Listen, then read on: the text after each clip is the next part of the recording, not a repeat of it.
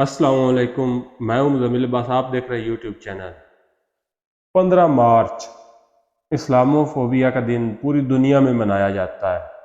Islamophobia, اسلام کا مطلب اسلام اور فوبیا یونانی زبان کا لفظ ہے جس کا مطلب ہے ڈر جانا۔ اسلاموفوبیا کی روک تھام کے لیے ہر سال 15 مارچ کو یہ دن منایا جاتا ہے، لیکن وہ شخص جس کی کوشش سے نہ صرف یہ دن پوری دنیا میں یعنی 15 مارچ پوری دنیا میں اسلاموفوبیا کی روک تھام کے لیے وقف کیا گیا، بلکہ اس نے اقوام عالم میں حضور پاک صلی اللہ علیہ وآلہ وسلم کے لیے اور ان کی شان کی گستاخی کے بارے میں بھی آواز بلند کی، اور اس شخص کو آج جیل میں رکھا گیا ہے۔ کیسا یہ انصاف ہے؟ ہمارا اسلامی جمہوریہ پاکستان ہے، اور اسلامی جمہوریہ پاکستان میں کیسا اس کے ساتھ یہ انصاف کیا گیا؟ اس نے اتنا بڑا قدم کہ حضرت محمد صلی اللہ علیہ وآلہ وسلم کے گستاخوں کے لیے یا جو ان کی گستاخی کرتے ہیں ان کے لیے کوشش کی، اور اسلاموفوبیا کی روک تھام کے لیے پوری دنیا میں اس دن کو منتخب کروایا 15 مارچ، اور اس شخص کو پر جھوٹے اور بے بنیاد مقدمے بنا کر اسے جیل میں ڈال دیا گیا۔ آج اس پر 200 سے زائد مقدمے درج ہیں۔ اس شخص پہ ایسا بھی مقدمے بنائے گئے جس نے پاکستان میں موجود مثال کو الٹ پلٹ کر رکھ دیا۔ مثال کے طور پر ایک بہت ہی مثال دی جاتی تھی کہ میاں بیوی راضی کیا کرے گا قاضی، لیکن قاضی نے کہا ایسا نہیں ہوگا۔ قاضی نے کہا بے شک میاں بیوی راضی ہے اور قاضی کو بھی راضی کرنا پڑے گا۔ اس کیس میں بھی اسے سزا کر سنا دی گئی۔ یہ ہے ہمارا اسلامی جمہوریہ پاکستان۔ اس کے علاوہ مخصوص نشستوں کے بارے میں جو معاملات فیصلہ طے پایا ہے کہ سنی اتحاد کو مخصوص نشستیں نہیں دی جائیں گی، یہ تو سراسر وہ جس کی لاٹھی اس کی بھینس والی مثال ہی ہے۔ اس پر جو فیصلہ سنایا گیا ہے وہ اس کو دیکھا جائے تو یہ پاکستان میں ایک ہی موقع پر کہ دو طرح کے فیصلے کر دیے گئے ہیں۔ مجھے نہیں لگتا کہ یہ پی ٹی آئی کی غلط حکمت عملی کی وجہ سے ہے۔ ہمارے سامنے پہلے بھی ایک واقعہ موجود ہے۔ 2019 میں جب فاٹا ایریا میں الیکشن کروایا گیا KPK میں، اس وقت چند انڈیپینڈنٹ آزاد امیدوار جیت کر اسمبلی میں آئے جنہوں نے باپ پارٹی میں شمولیت اختیار کر لی، اور سیم اسی طرح باپ پارٹی کے پاس نہ کوئی نشست موجود تھی، پھر بھی انہیں ایک مخصوص فیمیل نشست دی گئی۔ تو دیکھا جائے تو یہ ایک ہی ملک میں دو طرح کے کیس ہوئے، اور دو طرح کے ان دونوں میں الگ فیصلہ آیا، اور کہنے کے لیے ہمارا ملک اسلامی جمہوریہ پاکستان ہے۔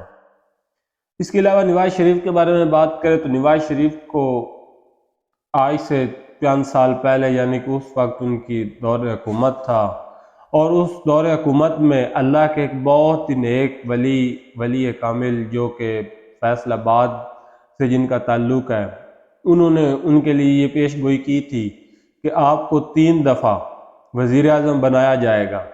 اب حالات آپ کے سامنے ہی ہیں، وہ 3 دفعہ وزیر اعظم بن چکے ہیں، اور چوتھی دفعہ اتنے زور، اتنی کوشش، اتنا سب کچھ کیا، سب کچھ کہ ان کے ساتھ تھا، پھر بھی چوتھی دفعہ وہ وزیر اعظم نہیں بن سکے۔ تو اسی اللہ کے ولی نے ایک اور بھی پیش گوئی کر رکھی ہے کہ انشاءاللہ تعالی پاکستان کی ہاں اور نہ میں اقوام عالم کے فیصلے ہوں گے، اور اس وقت پاکستان کا نام پاکستان نہیں پاکستان ہوگا۔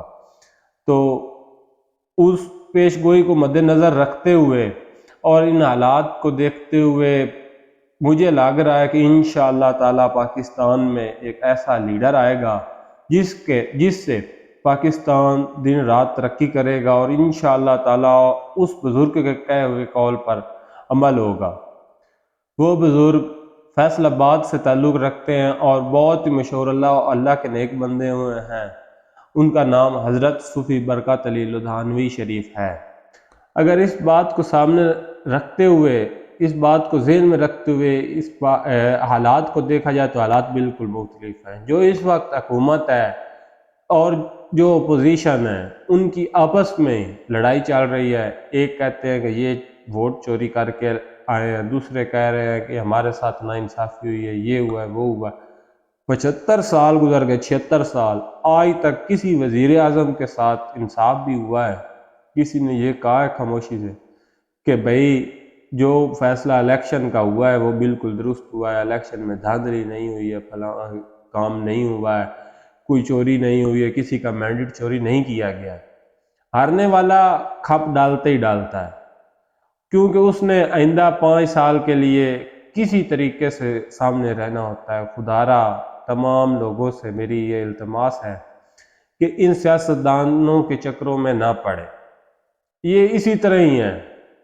آپ نے اس دفعہ 8 فروری کو ووٹ ڈالا، آپ یہ ساری عوام کو نظر آ رہا ہے سوائے چند ایک آفیسر کے اور محکموں کے کہ کس کو زیادہ ووٹ پڑا، کس پارٹی کی حکومت ہونی چاہیے تھی۔